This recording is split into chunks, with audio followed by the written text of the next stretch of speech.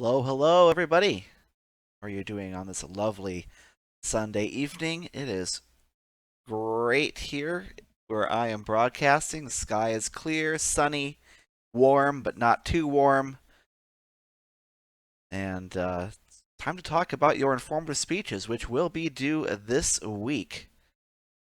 All right, but before we do any of that, I need to get the link for today's broadcast to you. That might be helpful. All right, be prepared for some streamception. All right, there we go. Again, you can always use this link anytime, but you all know that by now. Okay, so once this goes out, all right, it also has your assignments on there. Don't let me forget it. We have a fairly short but effective agenda today. Hopefully, you watched our, shall we say, pre-recorded lecture about outlining and the more specifics of this assignment. So you should be ready to record it this week. I did go through as I sent my midweek thank you on Thursday. I have had a chance to look at all of your stuff. I haven't written anything yet as of this broadcast, but I will be doing that over the course of this evening and tomorrow morning/afternoon to get you some feedback. I was just a little bit busier with my other course commitment than I thought I would be, but that's okay. You know what? We are moving right along. You guys are going great as a group. If I had any grave concerns about your speech, I did email you. And having said that, if you might want to check your mailboxes if you haven't already, I would have emailed you either Saturday night or earlier this morning. But there's really only a few people that I was really concerned about your topic. So otherwise everything's great. I think we're doing great, and even if I emailed you, it's not really all that big of a deal. Just maybe answer a question I have for you or something, but we'll deal with that on an individual basis. So tonight we are going to go over an example informative speech. We'll talk about some areas of the rubric that I want you to pay attention to. So if you would like, we're just going to leap right into it. So if you would like, open your workbook to the instructor's informative speech grade sheet. Hopefully you have plenty of those so you can take notes on this one. And what I would like for you to do is, if you're doing this with me, go ahead and watch this speech with me. We're going to watch it together over the live video, and go ahead and grade it. Even if you're not watching live, go ahead and if you're watching this in the archive, go ahead and open your book. Go to the rubric, the instructor's informative speech rubric. It says that right on the top. I have like two different versions of the workbook here, and they're on different pages. So you might have to look that up on the table of contents. But nonetheless, go ahead and turn to the instructor's informative speech grade sheet. It's in your workbook, not the textbook, the workbook. And that's what we'll all use to grade your speech, because the rubric itself hasn't changed throughout the years. But I'll use this to grade your speech. We'll talk about a few key points. And, well, that'll be the broadcast for tonight after we watch this example. So pretty quick, pretty efficient. By Sunday, next Sunday, that is, at 11:59 p.m., so that's going to be, what, June 11th? You need to upload your informative speech. Write out, and then I would like for you to write out your topic for your first persuasive speech. As you know, on the rubric, it does say we'll try to do a couple informative speeches, but as I'm looking at the calendar here, we're supposed to do two of each, and I don't really think we're going to get to. We'll either have to cut it a persuasive speech or an informative speech. And honestly, the persuasive speeches, at least as a debate coach, is where I really feel I can help you out. And so we're only going to have this one informative speech activity, but it's okay. We'll get around to it, or rather, we will get around to it. We will adapt and overcome, and you'll get the most bang for your buck, I think. In a 5-week course, it's very difficult to do 5 speeches. So I think you'll appreciate the extra time as well to work on your final project for the class anyway, right? If not, I mean, give me some feedback over email. Maybe I'll rethink my position on getting rid of that other informative speech. But otherwise, we're going to go right into persuasive speaking. There will be a reading assignment next week, just to throw that out there, but it's not anything you need to worry about imminently. So upload your informative speech one. So that means you'll have to do the outline. You'll have to do you have to get your outline ready to talk and also record your speech. So that's a pretty hefty assignment I'm giving you there. So, and then the second one is that by the time you're done with that, go ahead and think about a topic you want to do for your next speech, which will be persuasive. Real quickly, a persuasive speech is a speech where you're trying to convince someone to either do or believe something they don't already do or believe. Okay, so maybe this time you wanted to talk about the history of graham crackers. That's an informative speech. A persuasive speech would be more like, you should eat more graham crackers. Okay, that's the difference. So you're trying to convince someone to do or believe something, especially when they don't already do or believe it. All right. So anyway, that's you want to do the exact same format as last time. I'll have the instructions on the discussion forum as like we did this time. So don't worry about that. Okay. Hopefully by now you've gone ahead and opened your workbook and are ready to follow along and grade along with me. So you know what? I should close that. We will not look at that so much. Um, we'll go ahead and blow this up. This is an example speech that another instructor uploaded. I have chosen it because this person is obviously taking an online course. They're sitting down, much like many of you did during your intro speech, which is fine because of the media that we're working with. They have incorporated a visual aid, which, like I was saying in the recorded video, is optional. You do not need a visual aid, although if you feel like you absolutely positively have to have one, this might be how you do it. I know not a lot of us have access to an additional monitor there. It's however you want to do it. So maybe for you it'll be a poster board, maybe for you it'll be something different. Maybe you have a way you can. I had somebody use a photo slide. What's the name of that Google gadget that syncs up your photo album from your Android phone to your TV? I don't know. They're quite ubiquitous now. But anyway, you can synchronize your. I had someone do that. They took a bunch of pictures on their iPhone, or they uploaded a bunch of things to their iPhone, and used their TV with their webcam because their TV was in the background of their webcam shot. Anyway, the point is, there's a lot of ways to do visual aids. In your case, it'll be behind you, which is kind of is well, just like you were speaking in a normal class, you would have a projector that's going to be behind you or behind and beside you, so it's the same. But nonetheless, let's go ahead and watch this person give their informative speech.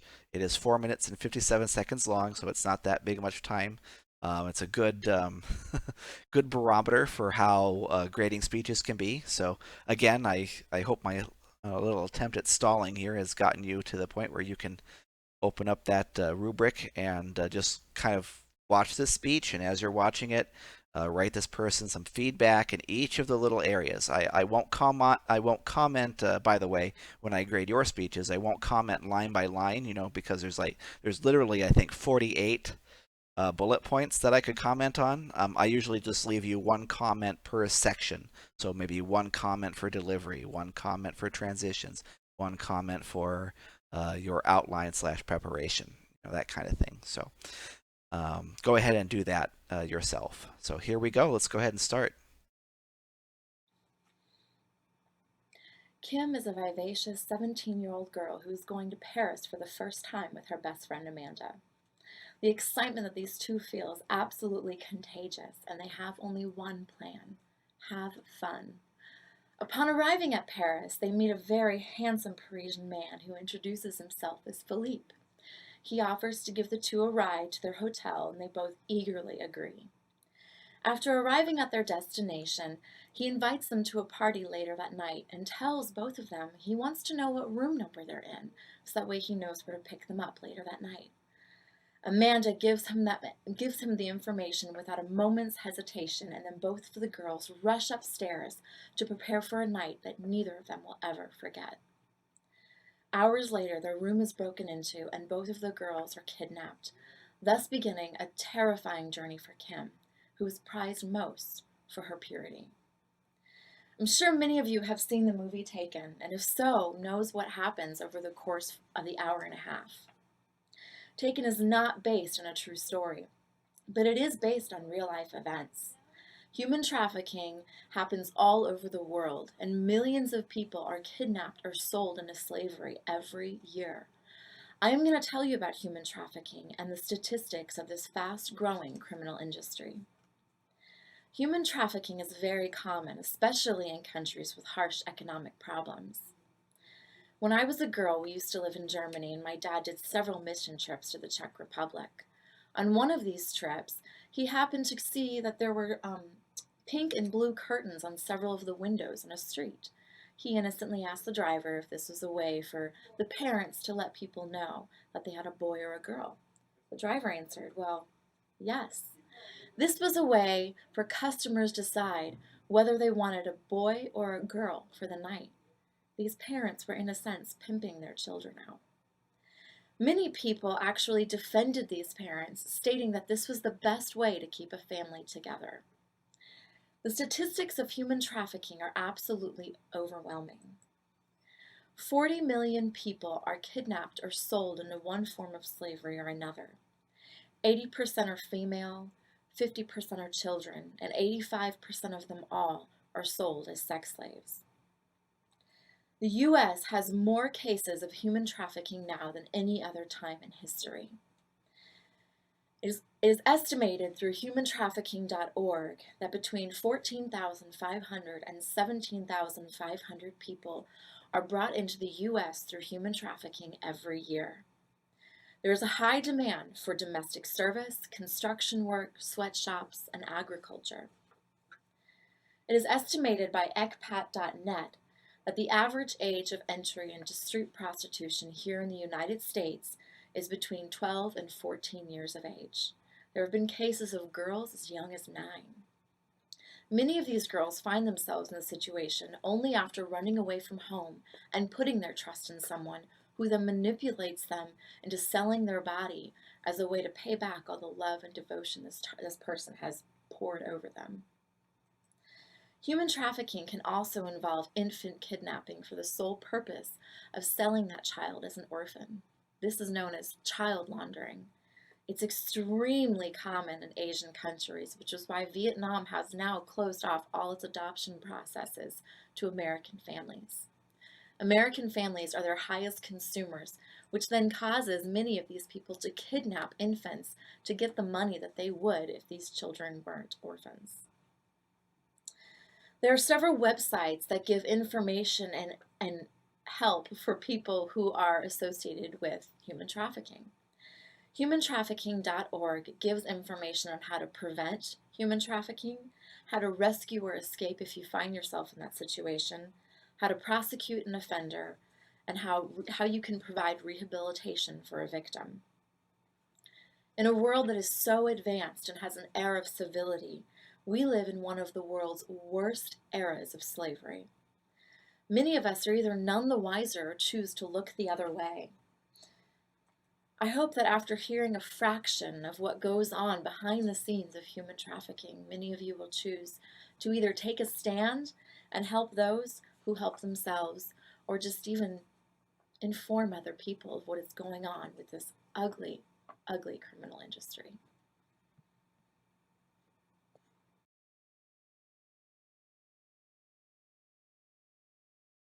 Okay, so there we go. An informative speech example. Again, I use that example because, not necessarily because it's the best speech we've ever seen, but mostly because it is. How did this view get all messed up? Ah, nuts. I interrupted the flow of my conversation. Look at that. I don't show it because it's the absolute best informative speech. I show it because it's got a very similar medium to what you would have.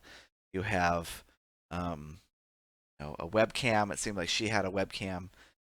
You don't necessarily have to have a live audience. That will come later. When I say live audience, I guess we're never going to have a live audience for this summer section because we'll do something else. But don't worry about it. She was alone in the room, um, and so it's very similar to what you will be doing. And so, keeping that in mind, I want to give her some feedback. Now, normally, I would ask the chat room for what they felt about the speech, but tonight we don't seem to have anyone watching, so um, and that's okay. That's my bad. I was a little bit late. So we'll go ahead and I will just start with my feedback. So the first area of your outline, I'm going to try to go not line by line, but instead I'll go section by section. So preparation. I don't necessarily see your speaking notes. They should be off camera, so you don't have to worry about that. Okay, so then we can kind of just move on here then. So the introduction. So my thoughts on her introduction were that the introduction was pretty good. Um, she used used pop culture reference, and that's a great way to get attention and also to build audience interest. I hadn't seen the movie Taken, however, she described it in detail enough that I felt like I knew why it would be an appropriate introduction or why it would be an appropriate thing to bring up for this particular um, topic. That's the other part too, is that she did expose the topic, um, gracefully revealed. I guess revealed is a better word. Gracefully revealed the topic. At least I felt it was. Again, some of these are subjective, I suppose. I have heard people criticize her um, in my other sections where I use this example. They often say something like, or at least somebody says something like, she spent too much time on the movie. Um, and this is possibly true. I was trying to keep. If you look at the time code down there, she got maybe a minute and a half into her speech before she actually started talking about her main content. And usually we recommend that the whole introduction, um, whole introduction, um, should last between 45. Well, here we'll do this: 45 seconds and 1 minute. Okay, that's what that means. Colon 45 means 45 seconds. Or 1 minute. So she went probably twice over that. So in some regard, I guess I can agree with that. Um, but it was still a pretty well done, I felt. And here, when you look at your rubric, this is probably the main thing I want to talk about. If you look at your rubric, introduction, conclusion, and transitions are all worth the same points, and all taken together, they're worth more points than the other sections. So this speech, in general, is a speech about structure. Okay, um, where your transitions, intro, and conclusion are more important than your body. Okay, I mean, okay, fine. They're not necessarily more important, but they're emphasized more, at least in the grading. How about that? So you want to pay special attention to those things. Um, Okay. So the next thing, let's see, we talked about the introduction. The transition into the main body was pretty good. Again, she revealed the topic gracefully and then started talking about it. Um, you do want to make sure that you preview your main points, and to do this, you simply list them out. And you would say, first, I'd like to talk about this, then that, and then wrap up on the other thing. And now that I've previewed my main points, let's go ahead and talk about my first main point, which was blah, blah, blah. Now, that example I just gave you is a little bit clumsy, but if you say it that way, that's still better than not saying any of those things at all. So please do preview your main points. You simply list them out, call them first, second, third, or I'll start out with blah, blah, blah, next, blah, blah, blah, and finally, blah, blah, blah. Anything that kind of indicates what order they'll go in is a good way to list them out. Okay, and of course, whatever order you list them in, go ahead. You should talk about them in that order as well. Don't say something is first and then cover it second.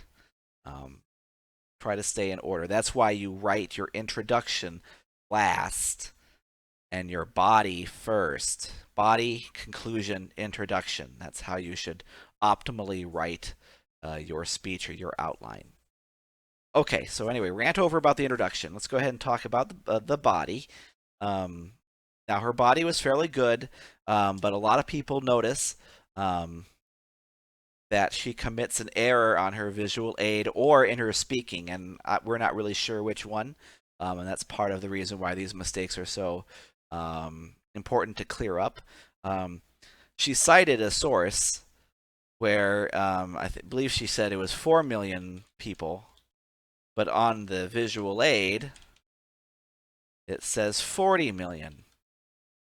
Now, given how the, you know, I guess maybe it's my cynicism, but given how dark human nature is and given how large the planet is, I think either of those figures sound reasonable. And so that's why I can't say, well, obviously she meant just 4 million versus just 40 million. I don't know. At least in my view, I don't know which one's the most accurate one. And she didn't either notice that there was a mistake on her visual aid or that she had misspoken. If it is the case that you ever misspeak, um, go ahead and correct yourself. I know a lot of people, maybe in your theater class, has told you, and this is what my theater teacher that also taught public speaking told me. But as I've gotten older and gone into debate, I'm the assistant director of the debate program here.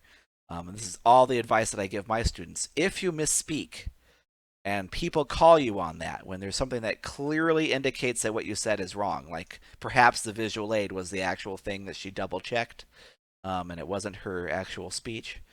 Um, it's very important for your credibility that you go ahead and correct your mistake and say, I'm sorry, I misspoke just now. It's actually 40 million. Um, or alternatively, if you realize your visual aid is inaccurate, it is very important that you verbally correct that mistake. Um, Now, another thing to say is too that this is an online class. You're recording your videos. If you make an error of that magnitude, you can go ahead and re-record. Stop your speech right there and re-record it. I won't necessarily hold you to that standard. Um, I know that these are recorded and that in theory you can take your speech over and over and over again until you get the perfect take. But I also feel like that's unreasonable. There is no such thing as a perfect take. So, like I said, if you make a mistake, go back and correct it. Otherwise, you have this situation where maybe you're cynical like me too, and you can't actually tell which is the real figure here. Um, so, correct your mistakes. So I probably would have taken off some points there. Probably not enough. Oh, I guess I should have told you what I graded for the introduction, huh? I gave her full credit for her introduction, for the intro.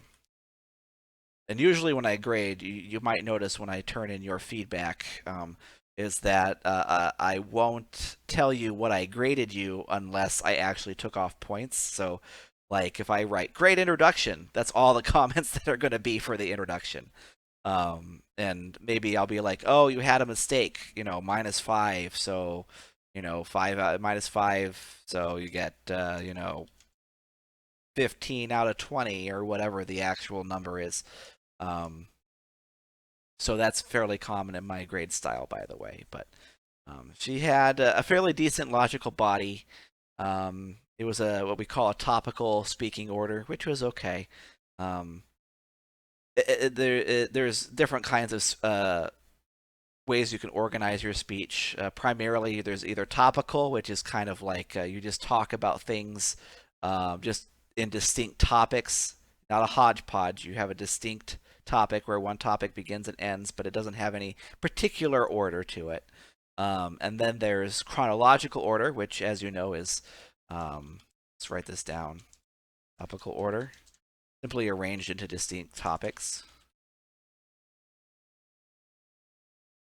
Distinct topics. Then we have chronological, which is, you can probably guess from the word, is that it's in order of the events happening, I guess we can say. Um, in the order that the events have happened. Man, I wish I. Why is my grammar so bad? That is a very bad way to explain it. But it's in chronological order. How about that? Going through all those mental gymnastics to avoid using the word in the definition. But yeah, and then usually there's cause and effect, which is very similar to the chronological, and people get it confused all the time. But it's slightly different in that drawing distinct causation from one event to the next event. This chronological order is kind of dispassionate in that it's kind of like, well, first the snow started to fall, and then the snow accumulated, and then it melted a little bit, and then there were snowmen. All right. Cause and effect would say things like, well, first the snow started to fall. This caused the snow to accumulate because of the temperature on the ground, and then you would go into real detail about how the ground temperature causes accumulation due to the science of the stuff. And then you would talk about why thawing happened, and then you would also talk about why thawing makes snowmen possible. You go into more detail about the links between the event, whereas chronological is more like, well, first, then this, that, and finally, and just in the order that they happened. All right, and topical order is just everything's arranged into distinct topics, yet in reflection, when you think about it, the order you go in isn't really actually important. Um, Anyhow, so anyway, she had a topical order speech. It was perfectly acceptable. She did cite her sources, and she cited them more or less correctly in the way that I would like for you to cite them.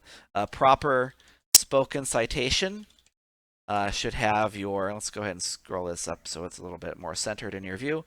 Um, a proper spoken citation has the author, has the author of whatever you are citing. All right, so you'd always say something like, according to um, John Smith.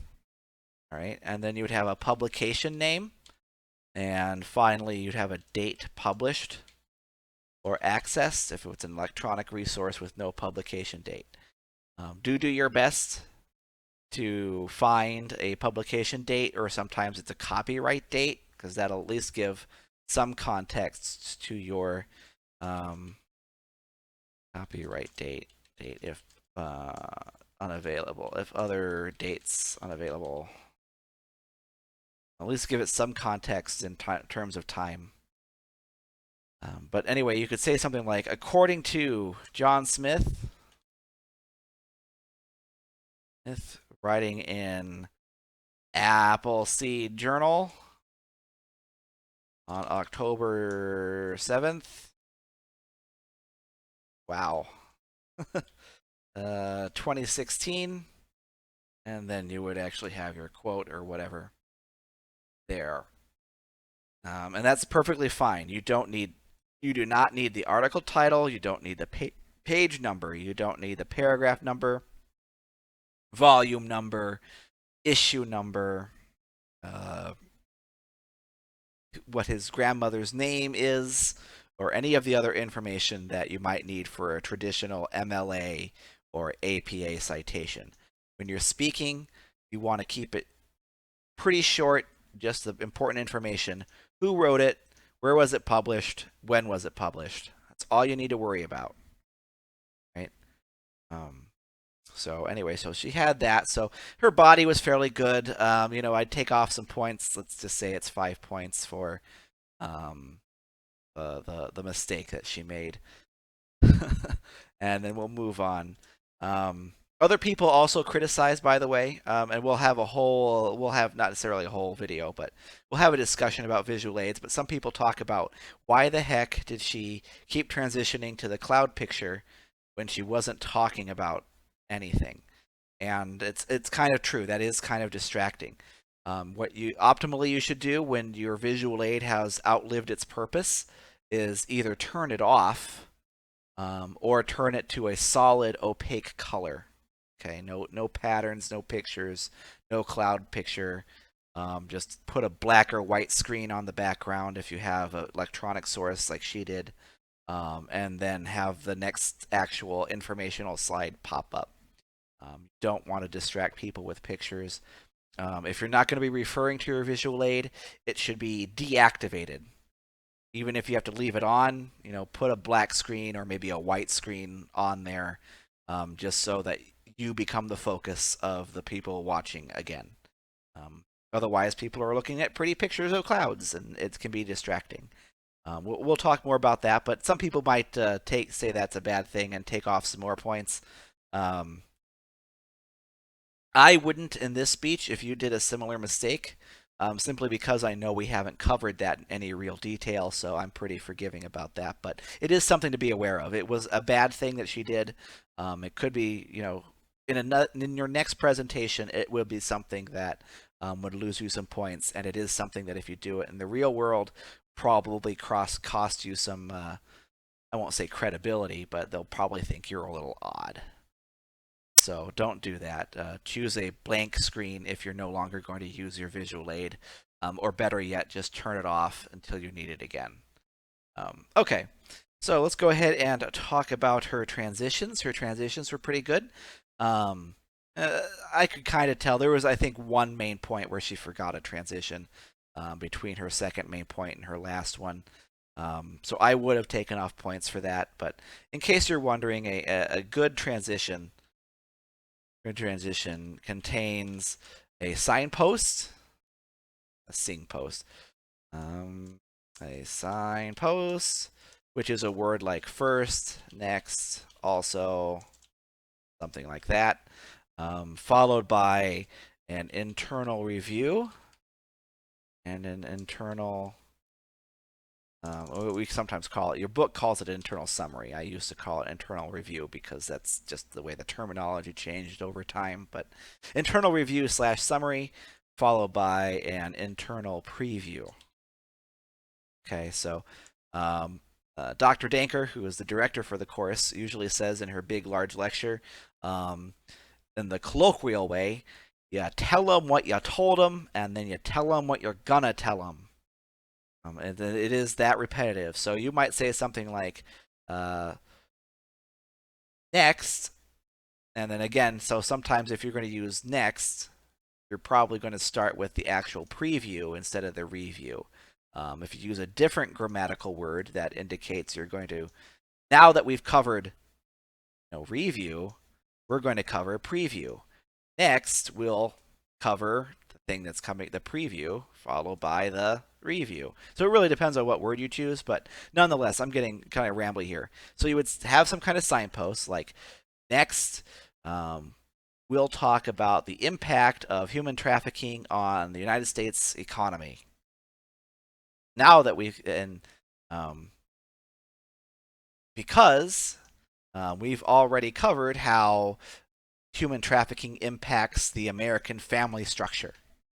Okay. So again, it kind of depends on how you construct your sentence grammatically about which one you do, but you've got to have all three parts: signpost, preview, review, or signpost, review, preview. Doesn't necessarily matter. It depends on your grammar, but you got to have all three of those components, and she did. So I would have given her nearly full points for that. I probably would have taken off a few for forgetting one. And finally, her conclusion here. I felt it was pretty good, but here she makes a pretty big mistake, at least in my opinion. In an informative speech, are about giving knowledge, okay? And in her speech, she has what we call, or at least what I feel, is a call to action. No call to action allowed. What a call to action is a urging. So I'm gonna put this in parentheses here. Urging to do something different, okay, or believe something different. You can, and towards the beginning of this video, we talked about that's what a persuasive speech does. So if you put a call to action in your conclusion, it might sound nice, like you're wrapping things up, but it also changes what your speech was intended to do. which you do not want to do that. You want to keep it informative. So a good and perfectly adequate conclusion for her would have been to say something like, now that you know what human trafficking is, I hope you can appreciate um, the movie Taken a little bit more, and maybe if you haven't watched it, you at least understand what it's about. Okay, hoping that people understand is fairly okay um, for an informative speech. You don't want to say something like, "Now that you know what the movie's about, I hope you watch it." That's a little bit too far into the call to action area, but um, you don't want again. You're not trying to urge people to do something. You just can express that you hope that they understand or appreciate the information. That's okay. But otherwise, you want to conclude your speech with something like, "And that's what the movie Taken was about." Boop, and you're done. Um, Maybe not quite that quick. Maybe you want to be a little more artful in that. I can help you, and this is usually pretty hard. So if you give me your conclusion as you try to write a conclusion first, send it to me, and I can give you some advice about how to make it not an informative speech. I can give you some actual advice there, but you do want to avoid urging someone to do or believe something. Instead, you want to say, "Oh, and this is why the movie Taken was a big blockbuster." Or something like that. Something where people feel satisfied watching your speech. They know there was good information in it. Maybe you can say that you hope they appreciate the information or something like that, but you can't tell them what to do or what to believe. Okay, so I hope that, but I would have given her, I would have taken off some points there.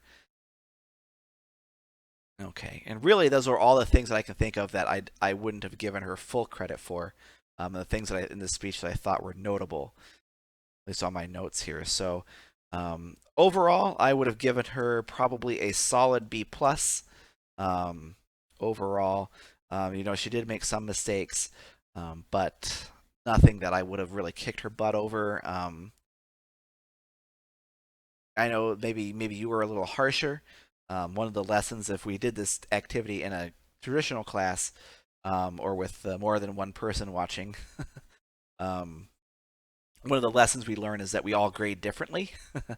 And we all have different things to say about it. But my personal philosophy is that a C minus in this class means you have to retake it. And so when I look at your speeches, I'll ask myself, is this person's performance consistent with the idea that they need to retake the course? If the answer to that question is no, then I have to at least give you a C. And so after that, I have to forgive certain mistakes, even if mathematically it would come out to a C minus. And so that doesn't necessarily mean I'm going to give you a free pass in the feedback. I'll probably give you a good talking to if you make any of the mistakes that we talked about tonight, simply because we talked about why you shouldn't make them. But I probably wouldn't, you know, give you an F or something just because we talked about it. I didn't feel like a speech like hers would result in needing to repeat the class. And I felt it was a fairly good speech. It was, art. There were some. She was trying really hard, and there's some artful things in there that she did. Her introduction, which again is represented well on the grade sheet, I felt that she did a fairly good job on. It was probably one of the better introductions, despite the fact that it took a bit long. So it was a fairly decent speech, and I would have given it at least a B plus or maybe a B if I was really gonna put the screws to it. But again, a person doing that kind of speech does not need to repeat the course, and isn't really close to needing to repeat the course. So I've got to give that person a grade that reflects that idea. Okay, so that is basically what I came to talk to about, or what I've prepared to record rather. So again, if you have any questions about this, I hope seeing the example helped you out a bit. Um, I hope the grading it together helped it out a little bit, or at least talking about how I would have graded it. Um, If you have any questions, go ahead and email me. I'm going to go ahead and for accountability purposes, while I'm rambling on to the end here, we're going to go to our course content. I'm going to create the assignment link on video here so that you can see that I have, in fact, created it. So if you don't see it, maybe you can see my mistake, or alternatively, you can know to refresh your browser or take some other corrective action. This is going to be due next week, which I again believe is, yep, it's the 11th.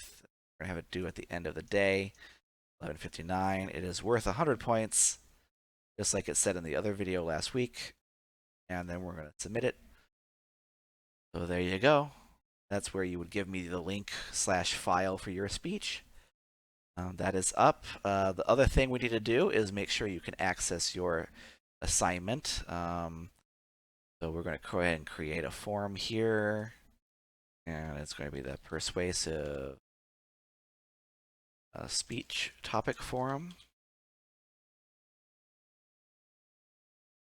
I can edit the description a little bit off camera. I just want to make sure you see that it's up here. Allow author to edit on published posts. Submit.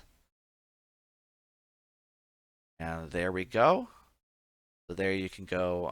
Well, basically, it's the same deal as this. And we'll, so you have a place to turn that in. Don't think I need to do an example like that for today. So thanks again for watching. I really appreciate it. If you have any questions over the course of the week, please do let me know. It is 8:38, time to be going. I've taken up an hour of your time.